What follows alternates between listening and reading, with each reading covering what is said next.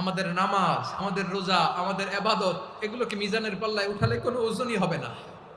তবে আমাদের একটা কৌশল জানা আছে, আমরা আল্লাহর রহমতের ভিখারি।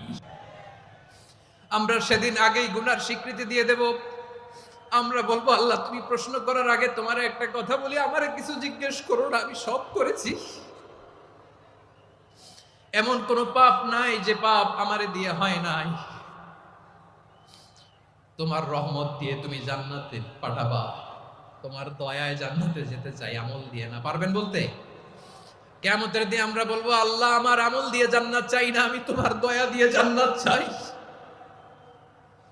তোমার দয়া ছাড়া আমার কোনো উপায় নাই। কারণ আল্লাহ যদি বিচার করে, বাঁচার কারো উপায় নাই। আল্লাহ যদি বলে ফেলেন তুই এটা করলি কেন, ওখানে গেলি কেন, কোরআনে 1000 বার নিষেধ করলাম তারপরেও এই পাপে জড়ালি কেন, এরকম প্রশ্ন ছুড়ে দিলে আমার উত্তর আছে? বাঁচার কোনো উপায় আছে? আপনার আমল দিয়ে জান্নাতে যাবেন। কি দিয়ে যাবেন? আল্লাহর দয়া দিয়ে, আল্লাহর